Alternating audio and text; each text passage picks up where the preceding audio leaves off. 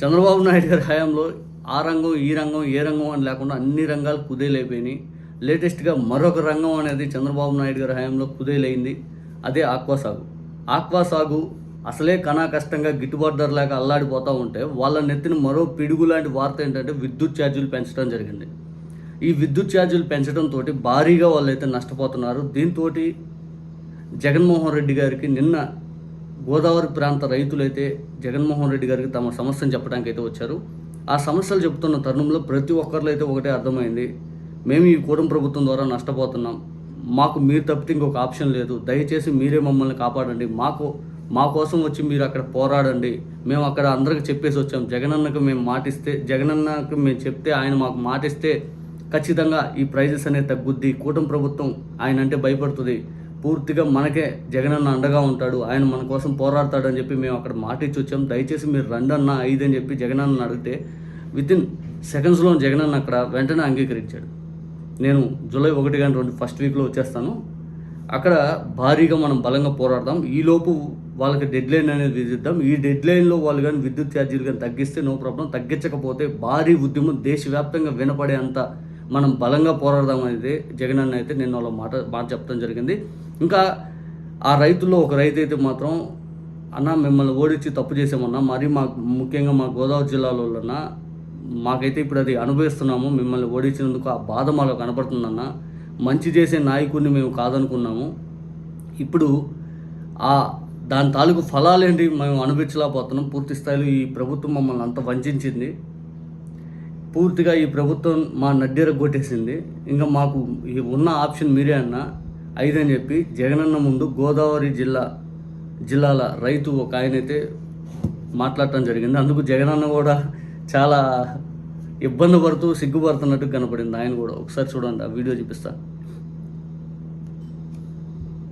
నమస్తే జగనన్న. ఒక రైతుగా నా వేగేశ్వరం జయరామకృష్ణరాజు ఉండి కాన్స్టిట్యున్సీ అండి.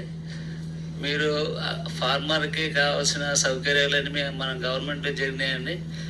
కాకపోతే ఇప్పుడున్న ఆక్వాకల్చర్ దీనమైన పరిస్థితిలో ఉన్నాం. మా బ్యాట్ అంటే ఒకే సామాజిక వర్గానికి సంబంధించిన పీడీ ప్లాంట్లు, ప్రాసెసింగ్ ప్లాంట్లు ఉండటం వల్ల మా దురదృష్టం. ఇంకా దురదృష్టం ఏంటంటే మంచి చేసిన నాయకుడిని మేము మా గోదావరి జిల్లాలో మీరు మంచి చేసి అంత మంచి చేసిన మిమ్మల్ని ఓడించినందుకు మాకు ఈ శాపనాకరమేమో మా అక్క రైతులకి.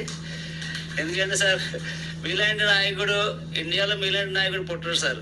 నాకు పర్సనల్గా మీరంటే అభిమానం, కానీ మీలాంటి నాయకుడు ప్రజల గురించి ఆలోచించడం కానీ ఒక గవర్నమెంట్ వ్యవస్థని ఏ రంగం నడపాలన్నది కూడా మీరు రైతుకి మా అన్ని వర్గాలకి న్యాయం చేసే నాయకుడు. మా దృష్టిలో మీరు దేవుడితో సమానం అండి.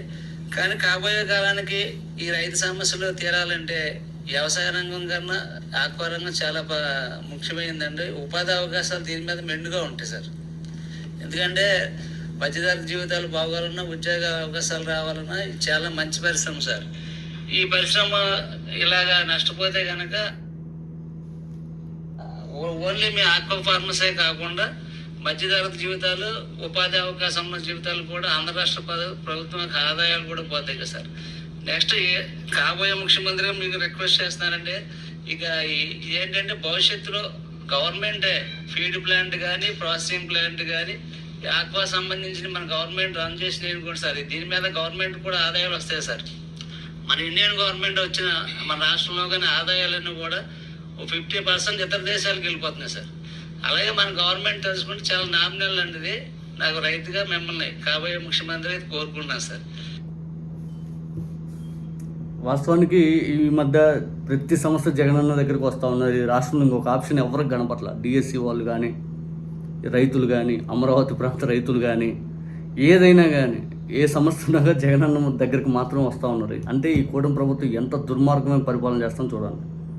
ప్రతి సమస్యను ఆయన అయితే తెరవగలుగుతాడు, వీళ్ళు తెరవలేరు అని చెప్పి ప్రతి ఒక్కరు జగనన్న దగ్గరికి వస్తూ ఉన్నారు. ఇది శుభసూచకం ఒక రకంగా. ఎందుకంటే కూటమి దుర్మార్గాలు ప్రజలకు అర్థం అవ్వాలి.